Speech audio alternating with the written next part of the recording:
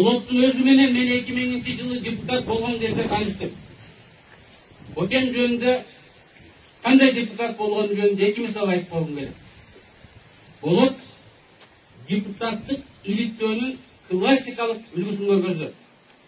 Матрешка жейттек мени Польшада героин менен кармап отурганда 6 саатта кылмыштын бетин ачып, Бакиев президентке чейин алып барып такап койду.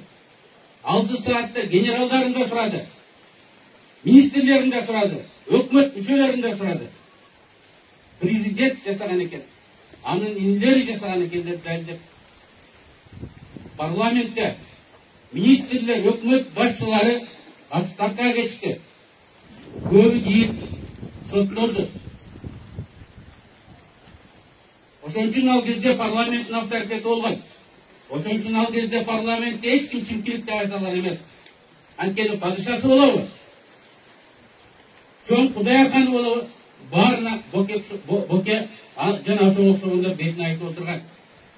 Экинчи иликтөөсү Атамбаевдин убагында Батыкаевди качырганда болду. Комиссия түзүүнүн демилгечиси да, төрагасы да Боке болду. Болоттун особый бир акылы өзгөчө болчу.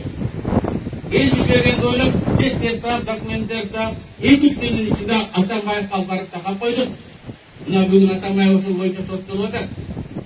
Ондогон адамдар жооп берип атат. Мынайча депутат кандай болуш керек?